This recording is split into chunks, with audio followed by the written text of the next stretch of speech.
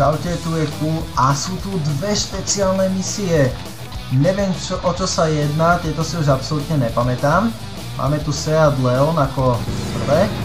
Aha, kontrolné body a máme na to 7 minút, takže neviem, či to bude ako ťažké, keď to je špeciálna misia. Uvidíme. A na toto som si už absolútne nepamätal. Nevedel som vôbec, že tu niečo také je ako špeciálne misie.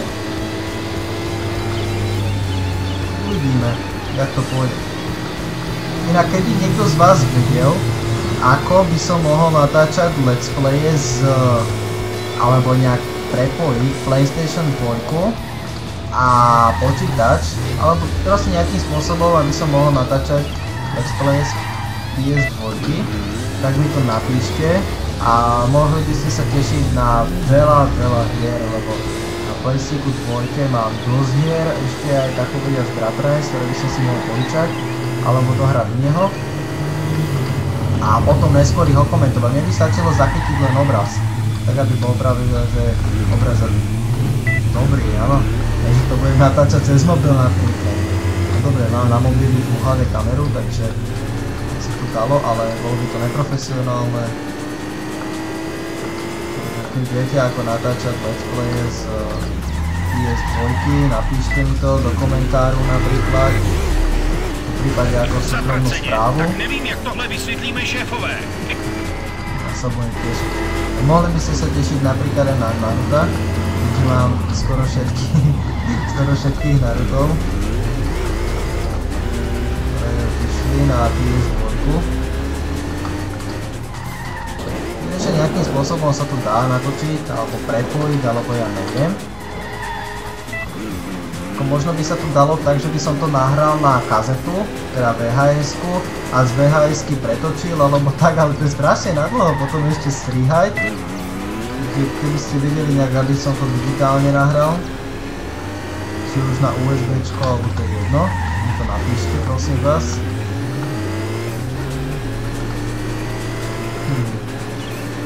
Neviem, toto vyzerá ako ťažká misia. Potom je tam ešte jedna. Dáme druhú. Dobre, ukazuje. No je to zaujímavé, keď si predstavím, že tieto hry sa u nás predávali za nejakých 10 € približne. Ja viem, je to rôzna hru.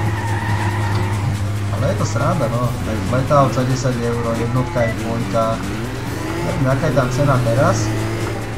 A vtedy to stálo okolo 10, maximálne 15 €. Dával som to v takom jednom obchode, tam ich bolo hodne. Takže som si ich tedy kúpil. A ešte som kúpoval aj také hry, čo boli zadarmo v časopisu. Neviem, už to boli presne za časopisy, pravdepodobne niečo s počítačmi.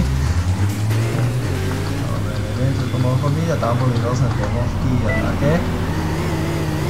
Ale aj originálky, takže aj tie by som po prípade mohol natočiť, neviem. Budem ešte vedieť hrať, teda pochopím, keď som to vedel vtedy možno. Ale niektoré boli fakt blbosti.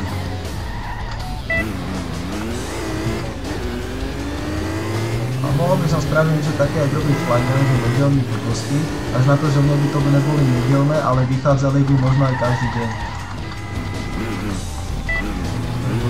Asi na vyššej úrovni, ale nechcem zase, toto už by sa dalo nazvať kopírovanie, práve to je to vymyslel Flygun, možno to už robí veľa ľudí, to isté, ale to je jeho nápad, takže by som po prípade napísal, som si párkrát Flygunov písal, takže som mu napísal, či by mi to dovolil spraviť niečo také, ako robí on, lebo mám tých blbostí vážne veľa, ja neviem koľko, ale myslím si, že takých 40 dní by som našiel v blbosti, či už demovky alebo originálky.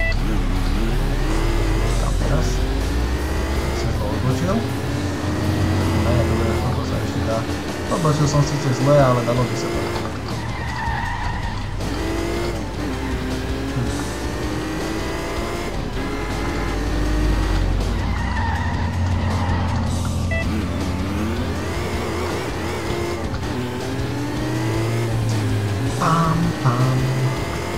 Takže predposledná misia, potom už len jedna, sú dva body vedľa seba, dobre.